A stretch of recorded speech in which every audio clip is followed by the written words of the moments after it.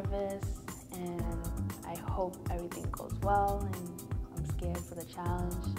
Today I'm feeling pretty confident because I think that the photo shoot went well last time, but I'm very nervous about the physical and mental challenges that we'll be doing today. I don't really know what to expect because I don't know what they are. Hello and welcome ladies to part 2 of Designer's Top Choice. I'm your host X and this is the judges panel. You ladies are competing to be selected for a designer's next fashion project. The designer is Love and Conviction. Love and Conviction is the fashion clothing line of Philip Lee. It is a Japanese-inspired line that embodies the true concept of Japanese street fashion. Its pieces are casual, dress-up, playwear, and vintage wear that represent the different fashion districts of Tokyo and mixes the new and the old fashion. Love and Conviction's next fashion project will be a photo shoot for www.loveandconviction.com or a live model for a company-sponsored Halloween costume party. Before we go on, let's meet our judges. First we have Regine Lafond. Get made by Boston's hottest new designers, Mademoiselle. Their unique, chic, creative fashions are not only a must-see, but also a must-have. A combination of high fashion and wearable clothes. Mademoiselle is that new, edgy look that the industry needs. Back in 2004, Regine Lafond founded Mademoiselle Boston along with her sister, Camille Lafond. Regine is also the managing partner, event planner, and model liaison at iMan Model and Management Group. Next up, recently given the nickname Boston's Headshot Hotshot, our next judge is a local photographer whose unique and creative work has been generating buzz in the country's elite casting directors, art directors, creative directors, editors, and stylists, from Boston to New York to Chicago and Los Angeles. Her work has helped her land clients on national TV shows, newspapers, commercials, and ad campaigns. She is a New York Fashion Week veteran and an expert in her field. Meet Shannon Michelle. Hi, ladies. Finally, filling in for the designer, we have Philip Lee's assistant, Joan Buzzachelli. Working at Diesel, Phil, the founder of the company, and one of his models walked in the store. They needed an extra model for an upcoming runway show, and she instantly joined them. Since then, Phil has hired her as his assistant. She has fallen in love with the company, its clothes, and its values. Now let's go into our challenges. The first part of this competition was a photo shoot in the designer's clothing. The ladies had to achieve the look in just 10 frames. They had the opportunity to model 2 different looks. Let's see their photos. First, we have Keisha.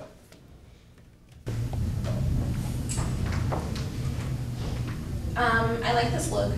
She seems very cramped in the fireplace. And I like the angle of her face. Her face looks really nice in this photo. Yeah, I think she shows off the dress well. I do like the composition of the legs. I would have liked to see that on the top of the fireplace maybe, so it's not like an amputee. But overall, I think that pose is nice for the outfit. I do think that the pose, it does look a little cramped. I think her face might look, I was like a little scared, but to show your It's uncomfortable. Yeah. To show the legs off very nicely. Here's Courtney's first look. I like this photo. I like her face. She looks a little weird laying on the floor. I'm not really sure if it's the position, but her face looks really nice in this photo. I agree. I like her face. I like the composition. I like that she's created this nice S curve with her body. Takes you back into the dress. I think the awkwardness that you're talking about just might be the angle of her software. I think that might just be the picture. I really like this photo, especially like the shape of your body, which makes your eyes kind of dark all over the picture, not just really stay in one spot on it. So I like it. Here's Keisha's second look. I really like this photo. I like that her face or her body is coming out at you. But her feet are missing. Well, I mean, I guess that's, I'm not sure if that's a photo, but both her feet are missing. I really like that she took a chance and did something creative. I would like to see that shoulder back just a little bit so that you can see the front of the garment, but I do like that, you know, she did something different, so. Huge thing in Japan now, starting to be taking a lot of like amateur shots, kind of like American Apparel-esque type shots.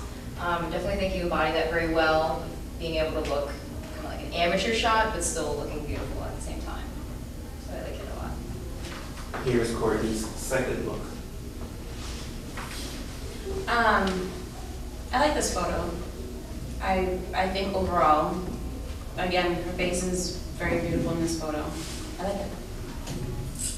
I think the angle gives her legs for days, for sure. I like her look, I like the face. I'd like to see her hair back behind her shoulders, or maybe that combined with the arm in front. It kind of covers up the garment.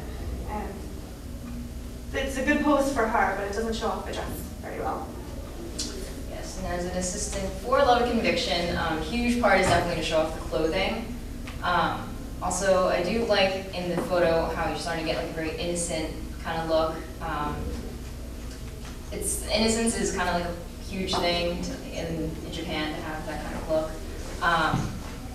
And you're essentially with wearing Love and Conviction, you're representing not just our clothing, but the Japanese culture as well. So you're starting to get that innocence, which I like.